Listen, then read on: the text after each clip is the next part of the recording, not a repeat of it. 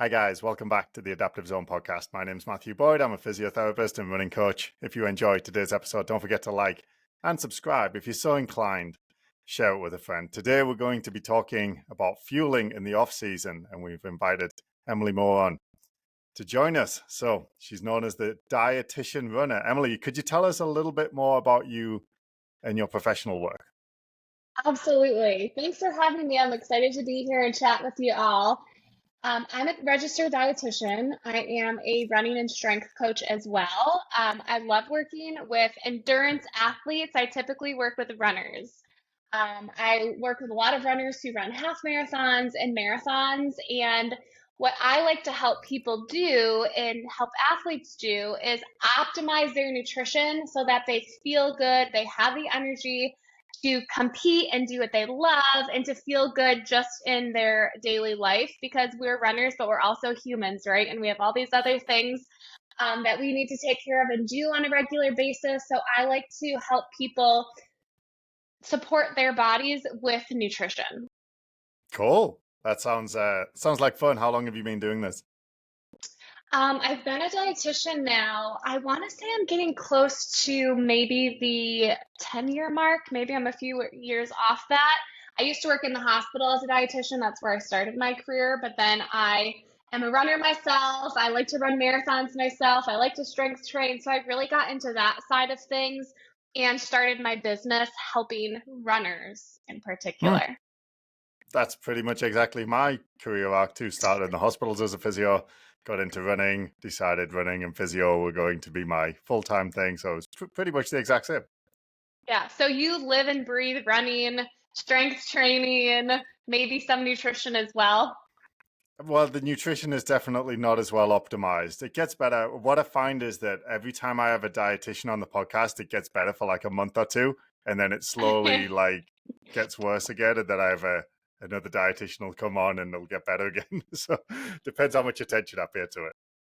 Yeah, hopefully what we talk about today will help you personally as well. Cool. Yeah. So what we're going to do, just for the listeners, we are going to do like a case study format. So we've got a couple lined up. We'll see how many we get through.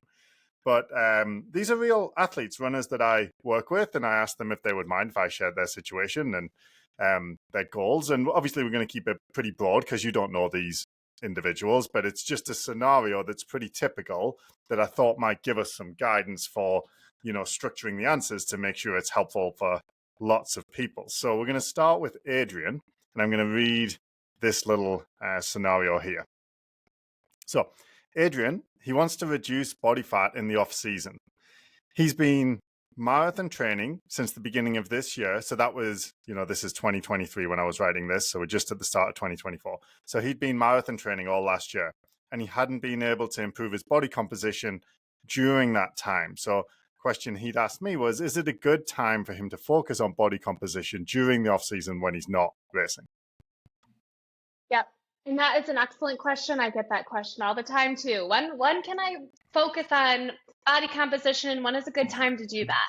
Off season is the best time to do that. Now, when we talk about body composition and making changes, most people are referring to losing fat and or gaining muscle.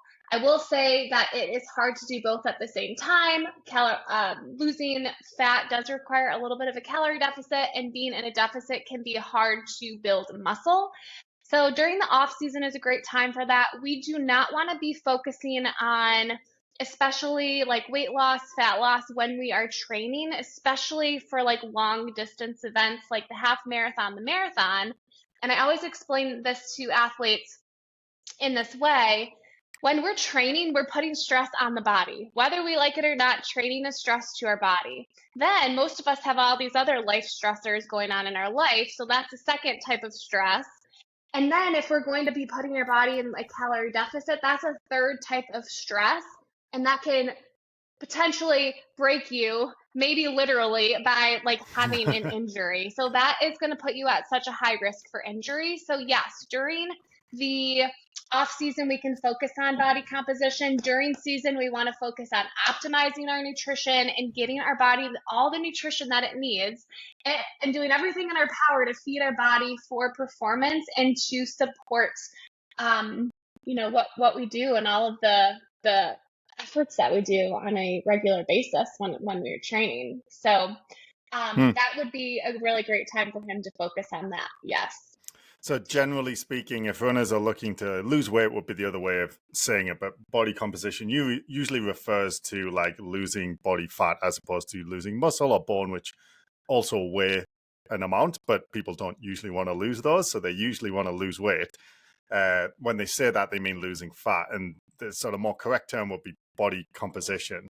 So during the in season, so when you've got races and stuff, try and avoid that kind of goal because it's too stressful for the body to be trying to increase performance and reduce body fat at the same time. But in the off season, when you're not as much trying to increase performance, it's a good time to approach a body composition goal.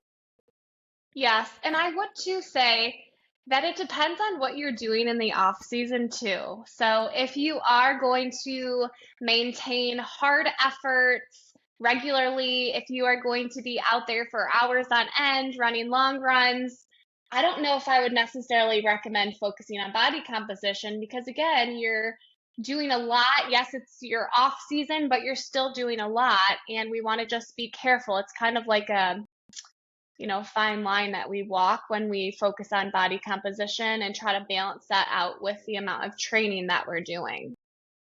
Absolutely.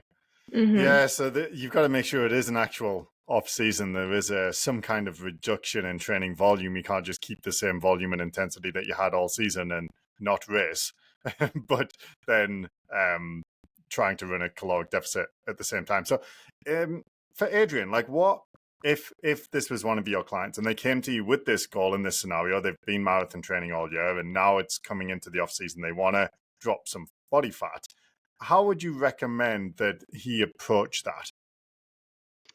So the first thing we want, the first thing I want to say is that we want to avoid doing anything extreme. We want to avoid completely cutting out a macro group, like carbs is an example. When people think of body composition changes and are aiming for that, sometimes they follow very low carb or no carb diets, and that is, in my opinion, very extreme. We don't want to be doing anything extreme, going on fad diets. We don't want to be having goals of losing, 10 pounds a week. So all of that is not going to be good. It can cause nutrient deficiencies. It can cause low energy. It can affect your bones. It can cause muscle loss. So we want to go about this in a smart way.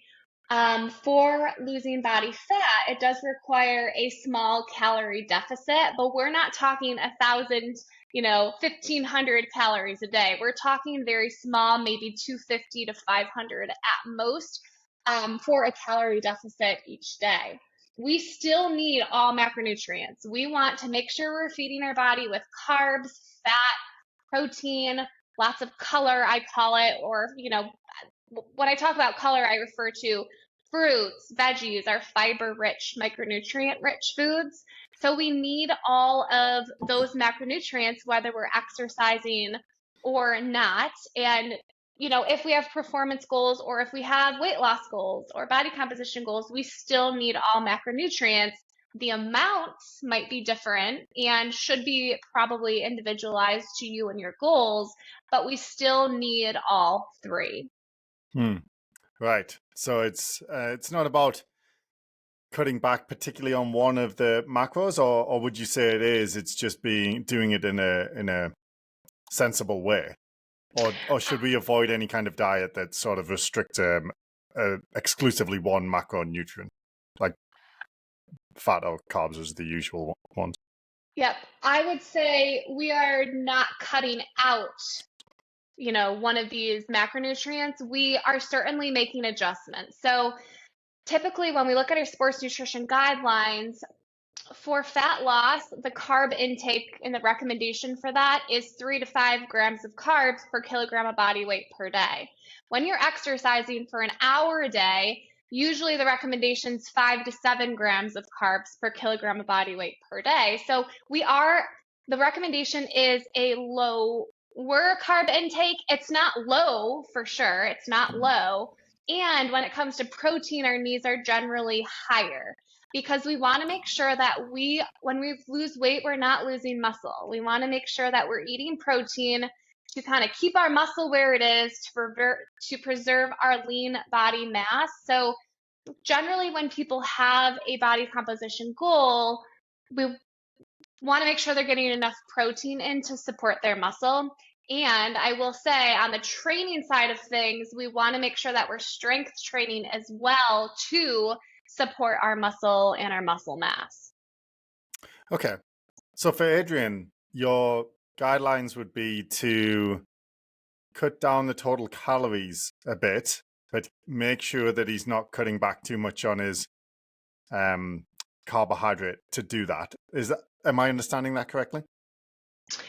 Yeah, so I would recommend for any, not Adrian specifically, for any type of person, right? Because we are not, I'm not here providing individual nutrition advice, but for a person who has a goal like Hypothetically, Adrian. Adrian, if you're listening, this is hypothetical, Adrian. Okay, this is not to be acted upon specifically. Yeah. Don't say my dietitian said. But yeah, we want to, like, fat loss requires a little bit of a calorie deficit. And for carbohydrates, we can adjust them down a bit. We're not getting rid of them. And for protein, we want to potentially adjust that up. We want to make sure we're getting enough protein again to support the muscle. And then fat generally, general recommendations around 20 to 35% of our total daily calories. Want to make sure we're focusing on like those heart healthy fats, our plant fats, omega-3s that we get from fatty fish like salmon, tuna, and then some plant sources too. Okay. So in terms of his training then, you mentioned strength training. And so, like you said at the start, we've got to take this in the context of if it's an off season, there's going to be some sort of change in his training. So again, say you were working with, let's say not Adrian, but somebody who'd asked this question, what might you be doing with them on the training side of things after you make these little tweaks to their diet that you're trying to make small adjustments, right? Because you said nothing big. So you're reducing the total calories a bit, making sure they still have enough protein and carbs, and specifically protein on the diet side. But then on the exercise side, what would you do on that side of things that might be different from during the sort of more race specific in season? So yes, absolutely. We want to do consistent strength training. So we want to increase our strength training to 3 to maybe 4 times a week. We want to make sure that we're not doing a lot of long speed runs, right? Because that can definitely, it all ties back to stress, like I said, that little bit of calorie deficit can be stressful. When we're doing like speed, harder efforts, that's extra stressful. Long runs is stressful too. So it all depends on the person's goals in the off season and what we're looking to accomplish. But we want to make sure that we're keeping, I would say, focusing on easy effort running. Shorter runs is totally fine with the emphasis on strength training. Okay. And how much strength training, like if say Adrian had been doing once a week through the year, just for example, how much strength training are we talking about here? And would there be a certain type that you would go for a runner in this time of year? So I would definitely maybe up it to 2 to 3 times a week. I would also focus on lifting heavier weights because that's how we can support our muscles the best as runners I believe during a training season, but also in the off season, especially if we have body composition goals. So maybe we're talking, 8 to 10 reps. And I like to hit all body parts. You help runners with strength training as well, right? Yep.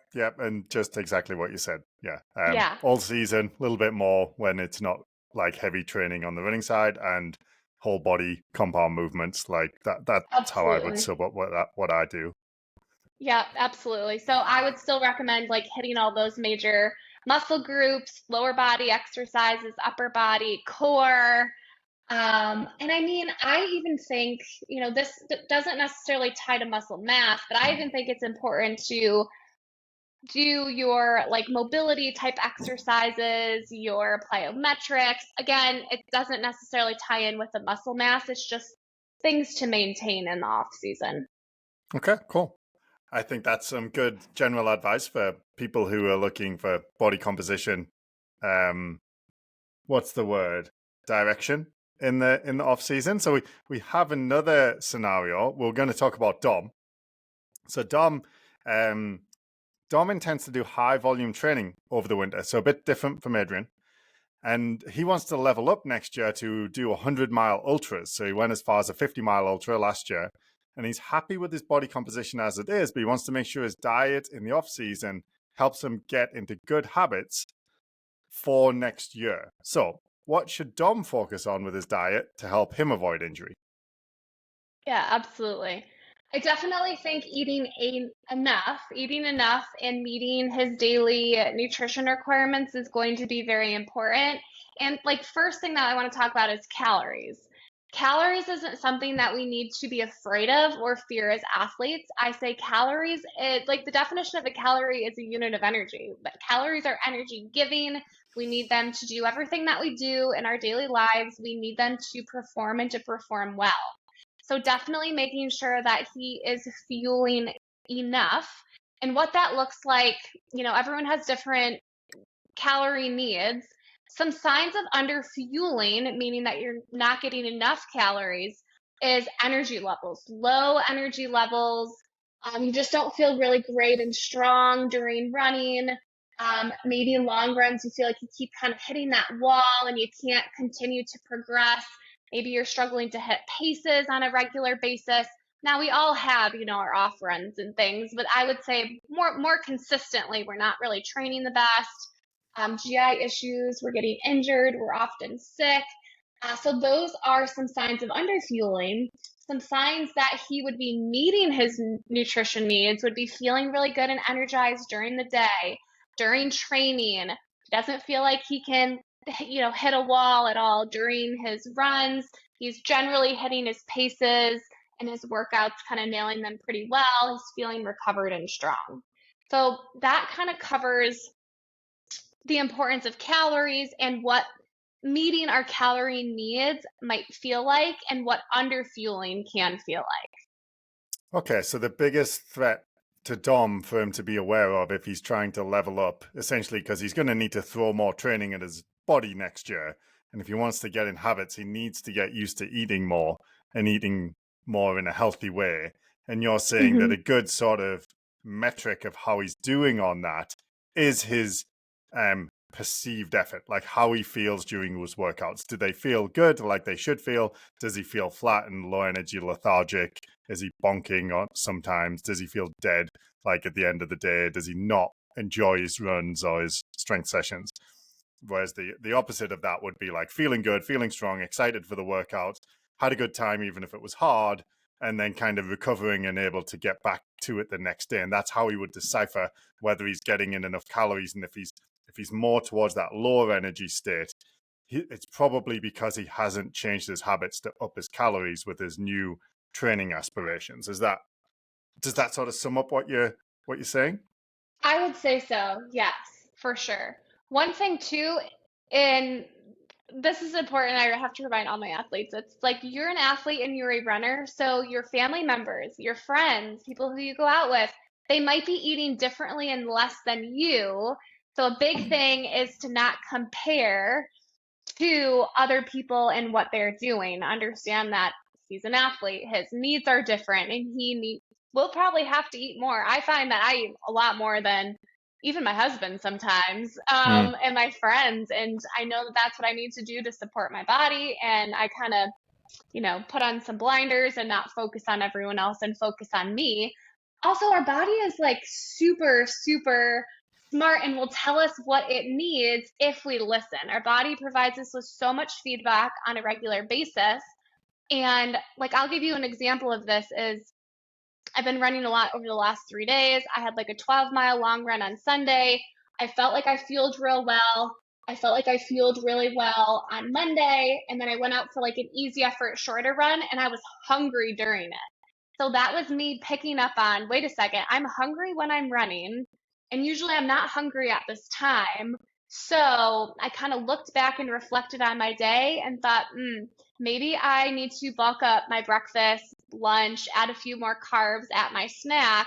So it's important, like that's just an example I'm giving you, but it's also important to like kind of be aware and to pay attention to the feedback that our body is giving us, the cues that our body is giving us. Because if we listen, we can use that information to make adjustments so that we can feel good and feel energized and not be hungry during workouts, because that's a sign that we need to make some nutrition tweaks, likely leading up to that run or even the day before. Yeah, sprint intervals make me. I eat much more. Like I get much more hungry on the day because I usually do all my workouts in the morning. But sprint intervals seems to be like it's not like if I do a long run or whatever. It's not like the same. It's like per unit of time. The sprint intervals make me eat like much more, and I really notice the difference. But like you said, I have to pay attention to it, and I do pay more attention to that kind of thing now. I think it was more mindless before.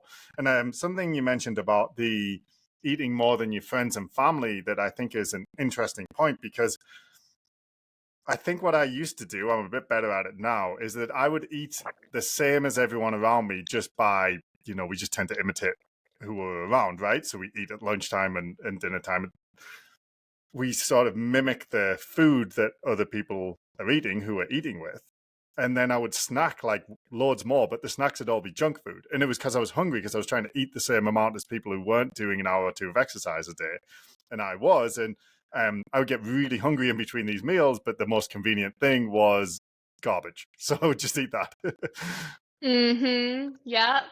I think too, as an athlete, we want to think about one, it doesn't mean you can't eat. Like, for example, my husband and I, he's not a runner, he's a swimmer and a lifter. His needs, and, we're just completely different with our goals and our body and everything. So our needs are different and we eat similar foods. Like, we share dinner together and we eat a similar dinner. I put more, I make adjustments to my plate, whether it be more carbohydrates or I'm really putting the base of my meal as carbohydrates and maybe he's putting the base as protein. So you can eat similar foods, and I would hate for athletes to, think that they have to make like their whole separate menu for themselves, and we can share food with our families.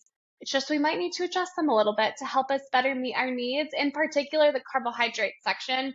That's typically where I always catch athletes not fueling with enough carbohydrates. So it's very common for me to look at one of my athletes' nutrition journals and to see that their carbohydrates are low. And then what we're focusing on is figuring out where we can boost up their carb intake throughout the day to better meet their needs. So, yeah, that's just kind of an example, but knowing how to adjust our plate and not being afraid to do that and eating differently than others. And I almost forgot where I was going with this, but shopping, prepping, and having some sort of plan going into your week.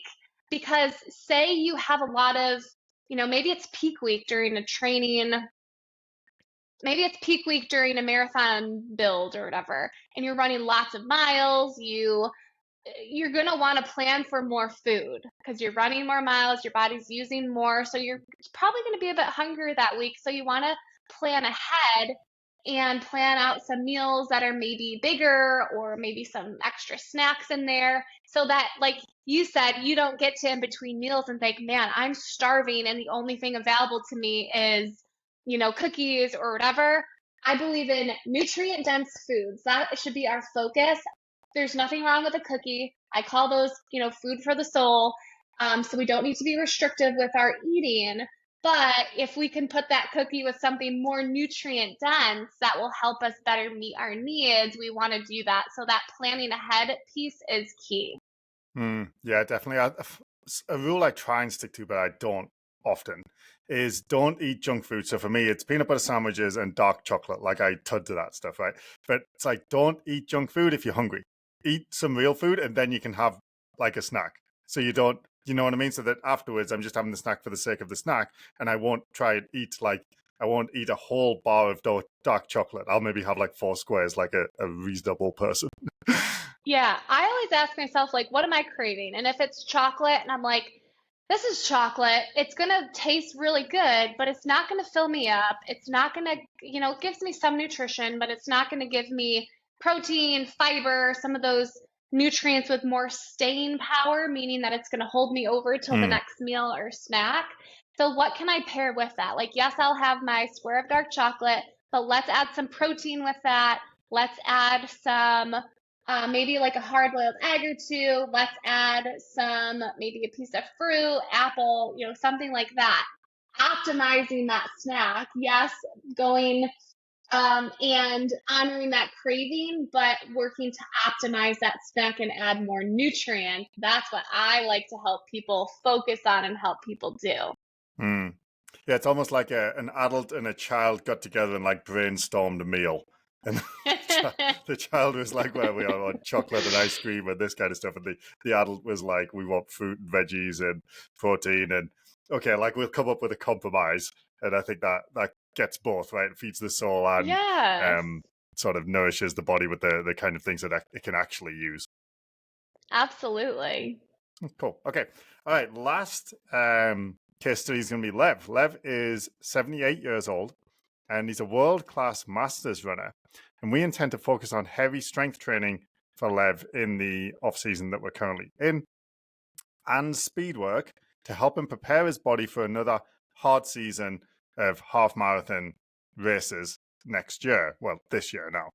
So what is important to focus on for Lev when it comes to his diet when he's training in this off season? Mm-hmm. A few things, but I'm going to try to narrow it down. I think I'm thinking of all these things, but like, let's narrow it down. Number one is calories, making sure we're eating enough calories, like we talked about with our other guy.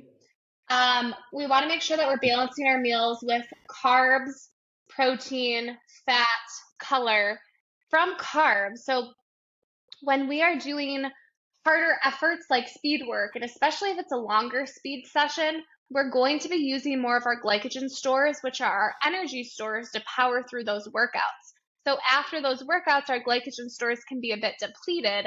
So that's why we want to focus on carbs at all meals and all snacks throughout the day, because we want to make sure we're optimizing those stores, giving your body energy to use, but also store as glycogen so that we feel good and we feel energized on our next workout. That's fuel for our muscles. Protein is for muscle repair and recovery, which is going to be really important, especially with heavy strength training, especially with tough speed workouts. We are going to have a good amount of muscle breakdown there. So adding protein at meals and snacks, all snacks, will help to repair and help the muscles recover.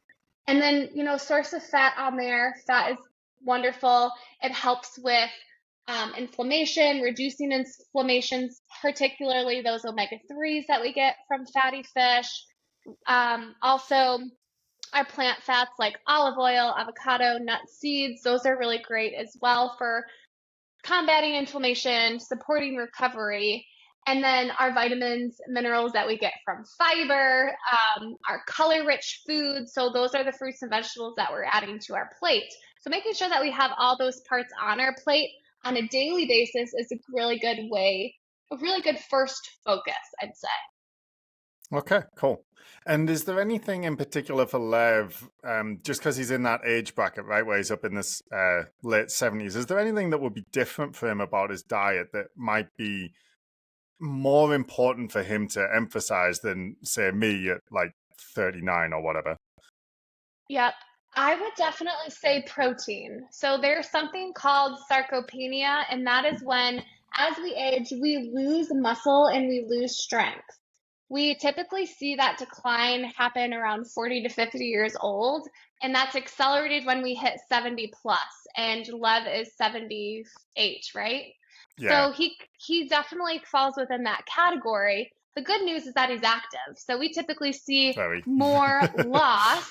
Yes, we typically see more loss with our inactive, like sedentary people that fall within that age category. What can help prevent that muscle loss and strength loss is protein. So very important for him to be really intentional about adding protein to all of his meals and all of his snacks. I would even recommend maybe 35 to 45 grams of protein per meal. Something too to think about when it comes to protein. I'm going to give you an analogy. Let's think about let's say we built a house with Legos. The whole house structure is our protein. All those little individual Lego pieces are amino acids. So protein is made up of these things called amino acids. We have two groups of amino acids. One is called essential amino acids, and they're essential to eat because our body cannot make them. The other group is called non-essential because our body, can make them. They're just as important. It's just our body can make them. There is an essential amino acid called leucine, and I really enjoy reading the research on leucine. Leucine is an essential amino acid, so we have to make sure to add leucine to our meals, especially our meals throughout the day.